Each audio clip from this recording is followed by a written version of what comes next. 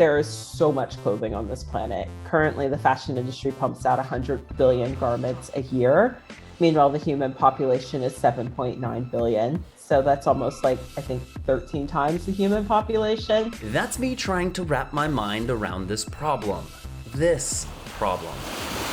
Americans are addicted to buying, but a different problem could actually be an opportunity to help us kick that habit. The global supply chain crunch, creating shortages and higher prices for most things. This is Chase's Climate Change Survival Guide. What consumerism costs us. A suburban shopping center on Black Friday. What better time and place to explain consumerism versus capitalism?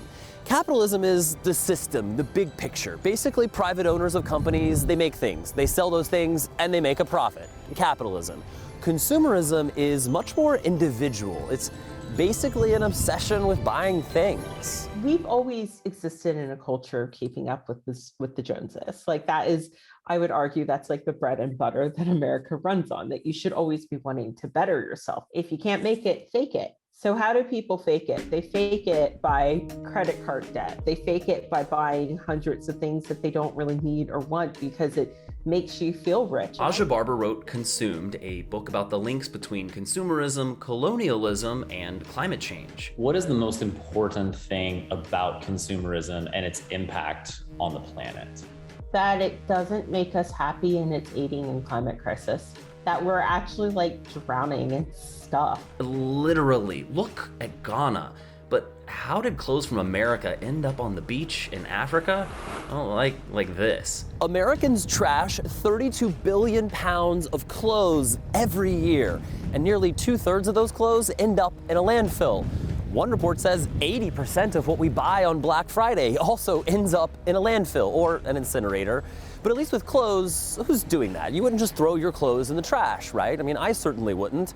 I recently did a big purge of clothes, and I did what most of us do. We take it to a charity shop and tell ourselves that we've done a good deed, but in actuality, because the fast fashion cycle moves so quickly, charity shops only sell 10 to 20% of the items they receive. The other 80% is going to go in a landfill. Once again, let's remember where the landfills are located. Through racist laws and redlining, the US government was very good at putting landfills in Black neighborhoods.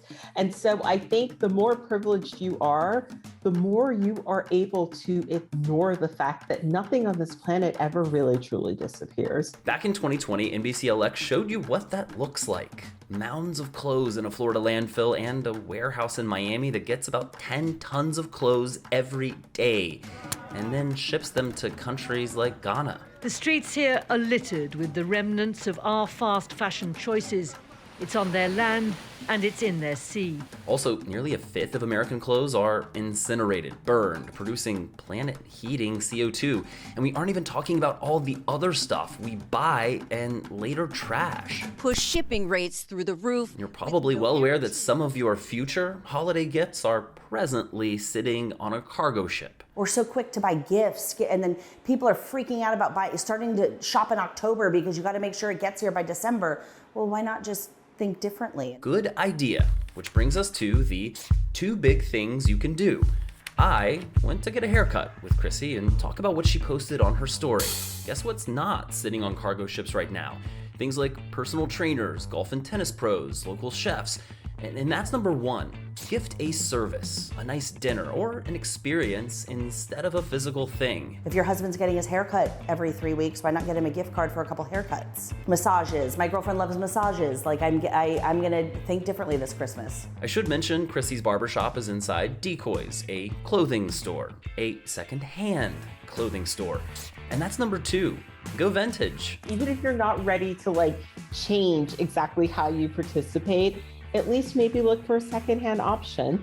It'll be different and new, but I think you'll be into it. Give it a go. I'm a consumer. I'm a big consumer. And so this whole thing is also opened my eyes up to how much I consume and how I think it makes me happy, but really it's just stuff.